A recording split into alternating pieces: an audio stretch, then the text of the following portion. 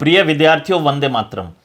राजस्थान प्रशासनिक सेवा 2021 का अंतिम परीक्षा परिणाम आ चुका है और लगातार हम आपकी मुलाकात करवा रहे हैं चयनित अभ्यर्थियों से, क्योंकि सफल अभ्यर्थियों के पास कुछ ऐसे गुरु मंत्र होते हैं जिनके माध्यम से जो आगामी तैयारी करने वाले अभ्यर्थी हैं वो लाभान्वित होते हैं। तो सबसे पहले मैं आपका परिचय करवा देता हूं। मेरे साथ बैठे हैं आश्रम के बड़े पुराने विद्यार्थी अभिषेक मैया। तो अभिषेक, बहुत बहुत बधाई हो। और कौन सी रैंक आपने हासिल की है? सर धन्यवाद। मैंने सर 232 रैंक हासिल की है सर। 232वीं रैंक का मतलब है कि आपको आरटीएस यानी कि राजस्थान तहसीलदार सेवा की अवश्य प्राप्ति हो जानी चाहिए। और मेरे साथ ही बिल्कुल बैठे हैं अभिषेक के पिताजी श्री मदन मैया। आप सेवानिवृत्त शिक्षक हैं और शिक्षण का इनका भी एक लंबा अनुभव है। तो भाई साहब, आपका भी बहुत बहुत स्वागत है। धन्यवाद। अच्छा भाई साहब, आप और मैं और अभिषेक यहाँ पर बैठे हुए हैं तो मेरे सामने एक परिदृश्य घूम रहा है जो कि सन 2011 या 12 का है। मैं भी थोड़ा सा कंफ्यूज हो रहा हूँ, लेकिन परिदृश्य बड़ा ही चलचित्र की भांति मेरे सामने स्पष्ट है। जबकि आप नीलम बिटिया को लेकर आए थे कि इसे तैयारी करनी है, आपको ध्यान है वो घड़ी, वो समय? हाँ जी, मन ध्यान है। सन 2011 में मैं दोनों बाप बेटियाँ उठाया था ने। हाँ बिल्कुल बिल्कुल बिल्कुल बिल्कुल। और तब नीलम का लक्ष्य था कि थर्ड ग्रेड टीचर या आया तो मैं ही वास्ते या भाई थर्ड ग्रेड तैयारी कर ले या सेकंड ग्रेड की तैयारी कर ले वहाँ।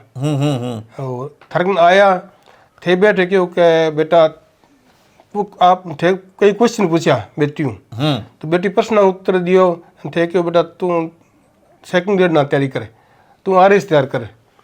तो बीन टाइम में निर्णय बदल दियो, मैं तैयारी कराऊंगा आरएस कराऊंगा। आप थारे करने छोड़ दी लड़की ने आश्रम में। बिल्कुल। और आश्रम का जो विज्ञप्ति 2012 में आई थी उसका अंतिम परीक्षा परिणाम 2015 में आया और नीलम को राजस्थान कोऑपरेटिव सर्विसेज की प्राप्ति हुई। और बहुत ही अल्प अवधि में नीलम ने स्वयं को सिद्ध किया, अपनी योग्यता को प्रूव किया। बहुत कम समय लगा। लेकिन अभी आपने आज का जो थंबनेल इस वीडियो का देखा होगा तो आपको भी हैरानी हुई होगी कि भला ये क्या थंबनेल की विषय वस्तु हुई, असफलता पर चर्चा। मुझे लगता है कि असफलता पर चर्चा हम लोग करें तो ये अभ्यर्थियों के लिए बहुत ही ज़्यादा लाभान्वित होगा। तो असफलता पर जो चर्चा हम करने जा रहे हैं वो अभिषेक की असफलताओं पर चर्चा होने वाली है। हमने देखा कि नीलम जो अभिषेक की बड़ी बहन है, बहुत ही अल्प अवधि में लगभग साल भर की तैयारी में अपने आप को सिद्ध करने में सफल हुई, आरएएस बनने में सफल हुई। लेकिन अभिषेक आश्रम में आए 2013 में और 2023 आ गया, यानी कि 10 वर्ष लग गए। तो अभिषेक, कौन कौन सी असफलताएं आपको मिली? सर मुझे असफलताओं का जो अनुभव है वो तो जब मैं कोटा गया था यहाँ आने से पहले 12th के आसपास, तब से मुझे रहा है। मुझे लगता है असफलताओं के साथ मेरा विशेष कोई रिश्ता रहा है। और उसके बाद मैं आया आपके पास सर, मैं 2013 में आया। उससे पहले मैं कोटा गया था तो आईआईटी की तैयारी वगैरह करने गया था, तो आईआईटी वगैरह में मेरा नहीं हुआ। हाँ, मुझे गवर्नमेंट कॉलेज मिला तो मैंने वहाँ से इंजीनियरिंग की और फिर मैं आपके पास आया 2013 में। नीलम ने मुझे कर ही रही थी आपके पास तैयारी, तो वहाँ मिलवाया मुझे आपसे 2013 में। तब मैंने 2013 के जो आरएस मेंस दिया था, आरएस प्री मेरा पास हो गया, फिर मैंने आरएस मेंस दिया, उसमें मैं इंटरव्यू तक भी पहुंचा था, किंतु मेरा फाइनल सिलेक्शन नहीं हुआ। तब मैंने डिसाइड किया भी अब आरएस तो होगा नहीं तो अपने यूपीसी करते हैं। आरएस को एक बार टाइम दे दिया, अब यूपीसी करते हैं। फिर मैंने यूपीसी के मेंस देने लगा। उसी दौरान मैंने आरएस के 16 और 18 की वैकेंसियां भी दी और 4 दिए यूपीसी के मेंस। तो चारों यूपीसी के मेंस में भी नहीं हुआ और इधर आरएस की 3 वैकेंसियां भी जा चुकी थी। उस दौरान असिस्टेंट कमांडेंट में मैं इंटरव्यू तक पहुंचा था, वहां भी रह गया आखिर में। हाँ, बीच में कुछ वो बारिश की छींटें होती है, उस तरीके से कुछ ठंडक पहुंचाने के लिए 2 वैकेंसियां थी, असिस्टेंट जेलर और आईबी की एक वैकेंसी थी। उनमें मेरा फाइनल सिलेक्शन हो गया। लेकिन उस टाइम तो वो एज ही ऐसी थी जिसमें युवा खून उबाल मार रहा होता है, तो छोटी वैकेंसियों को यूं मानना भी नहीं करेंगे, अपने चलते हैं, आगे बढ़ते हैं। फिर धीरे धीरे अब 2023 आ गया, पता ही नहीं चला। और अब 2021 वाली वैकेंसी में आखिरकार मुझे लगता है छोटी सी एक सफलता की झलक प्राप्त हुई है सर।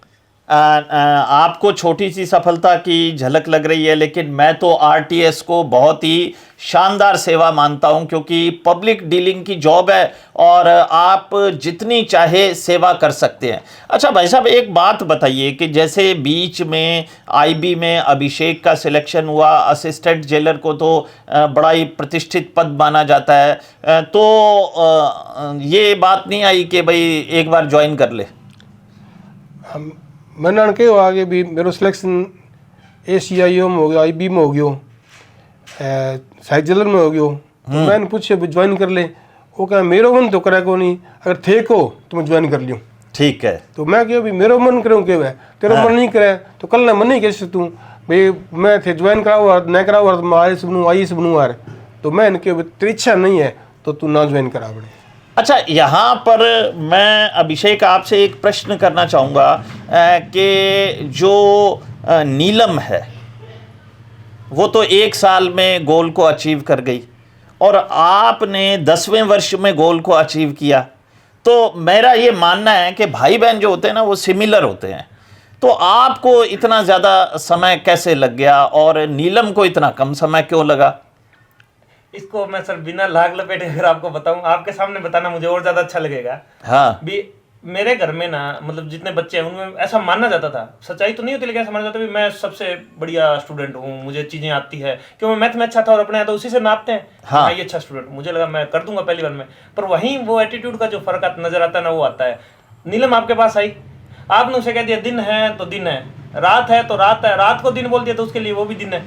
उसने बस नीचे सीट डाला, पढ़ाई शुरू की तो उसने ऊपर सीट उठा के नहीं देखा भी और कोई लोग क्या बात कर रहे हैं। मैं ये करने में सफल नहीं रहा। मुझे ऐसा लगता है भी आपने जो कहा, आपने मुझे कई बार कहा भी था तू कुछ मान लिया कर। और वो जो आप कई बार शब्द यूज किया करते थे मेरे लिए, ये आया और आदमी है। मैं यहाँ दर्शकों को बताना चाहूँगा कि मेरी अभिषेक से बड़ी खींचतान रहती थी।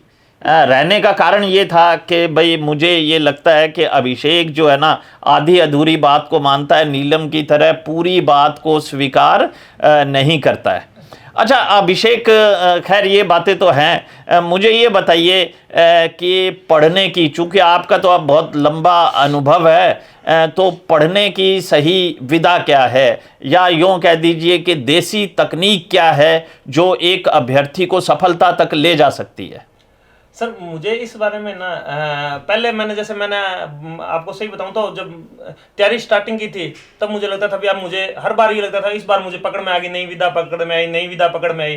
फिर मुझे यूं लगा भी अब जब मैं काफ़ी समय हो गया तो मुझे यूं लगता है किसी एक व्यक्ति के लिए अलग अलग जो फील्ड है वहाँ पे अलग अलग उसकी मतलब स्ट्रेंथ काम करती है। जैसे मेरा ऑब्जेक्टिव हमेशा अच्छा था, बिल्कुल, ये मैं मानकर चलता हूँ। तो मुझे उसमें कभी मेहनत की जरूरत नहीं पड़ी। मैं जो काम मतलब 6-7 दिन में कर लेता हूँ आराम से, उसको जिसका लोगों को टाइम लगता है मैं आराम से ऑब्जेक्टिव का कर लेता हूँ। लेकिन जैसे मेरे सब्जेक्टिव स्किल बहुत कमजोर है, जैसे आपको लगा भी होगा, जैसे मुझे एक घटना याद है भी, हम नए नए आए थे, 2-4-5 दिन हुए थे, तो आपने कुछ लिखवाया तो आपने फिर कॉपियां उठाई और आप स्पष्ट कहने में इजिकते भी नहीं थे। तो आपने कहा कुछ लोग आए हैं तैयारी करने, उन्हें चीन लिखना, चीन को चीन लिखते हैं, फुटबॉल को फुटबॉल लिखते हैं, क्योंकि मेरी हिंदी इतनी अच्छी नहीं थी। तो मुझे लगता है भी मुझे उस टाइम वो तैयारी करनी चाहिए थी उसमें। तो हर इंसान के लिए उसको अपनी नेगेटिव्स पकड़ने चाहिए और अपने जो मार्गदर्शक है वो चाहिए, उसके गुरु हों, साथी हों, दोस्त हों, उनसे सलाह मशवरा करना चाहिए और उनकी बात पे गौर करनी चाहिए। मैं इस बात पे वापस रेखांकित कर रहा हूँ भी जो आप जिसको गुरु माने, मार्गदर्शक माने या अपने दोस्त माने, वो अगर आपको कोई बात कहें तो उसकी जरूर गौर करिएगा, वरना 1 दशक बाद में ये मौका मिलेगा आपको, जैसे मुझे 1 दशक बाद में यहाँ बैठने को मिला, हो सकता है मैं कुछ सालों में ही आ जाता। बिल्कुल, ये एक बड़ी अहम बात आपने बताई है। अच्छा मैं भाई साहब से पूछना चाहूँगा कि माता पिता का क्या दायित्व होता है एक बेटा या बेटी के संदर्भ में कि किस प्रकार से उसे सही रास्ते पर रखा जाए? जब तब आपके बेटे ने अगर आप तैयारी करने भेजा खटे भी बेटा या बेटी? बेटा हो बेटी हो तैयारी करने भेजा तो भी पर नज़र अपनी जरूर रहनी चाहिए, संपर्क में रहो। मेरा तो सिद्धांत है कि आज करीब 2011 के बाद में आज तक मैं बेटा बेटी मेरे भतीजे हैं सब डेली बात करूँ, डेली। ये बहुत ही महत्वपूर्ण बात है। कई बार मैं देखता हूं कि माता पिता क्या करते हैं कि बच्चे को जहां भी वो तैयारी कर रहा है वहां पर छोड़कर आ जाते हैं और उसके बाद उसकी खोज खबर नहीं लेते। आपको ये लगेगा कि ऐसा कहीं होता है? बहुत सारे माता पिता को लग सकता है, लेकिन ऐसा होता है, मैं खुद महसूस करता हूं। तो यहाँ पर जो भाई साहब ने कहा कि नज़र रखें, लगातार उनके संपर्क में रहें, ये बहुत ज़्यादा ज़रूरी है। अच्छा, इसके अतिरिक्त आपको क्या लगता है? अगर मान लो वो सफल हो जाए तो बहुत बढ़िया बात, असफल हो जाए तो बिन तुलना क्यों नहीं करो। एक तो ये बिना डांटो ना, बिल्कुल बिना हौसलों दो कि बेटा अब की बार हो जाएगा और तैयारी कर, और तैयारी करे, तेरी कोई कमी है बाहर निकाल ले, पेपर क्षमा नंबर में वो तैयारी कर ले और पेपर बढ़िया हो जाएगा। तो हौसलों दो बिना भी और आगे तैयारी करे, बिना डांटो ना, निराश ना करो बिना बच्चे ने। बिल्कुल बिल्कुल, बहुत ही ज़्यादा महत्वपूर्ण है। देखिए, सफलता और असफलता ये दोनों चीज़ें जुड़ी हुई हैं। जब जुड़ी हुई हैं तो असफलता की प्राप्ति होने पर कभी भी बच्चे को हतोत्साहित ना करें, उसे मोटिवेट करें। और एक बहुत महत्वपूर्ण बात भाई साहब ने बताई कि कभी भी अपने बच्चे की तुलना किसी अन्य बच्चे से ना करें।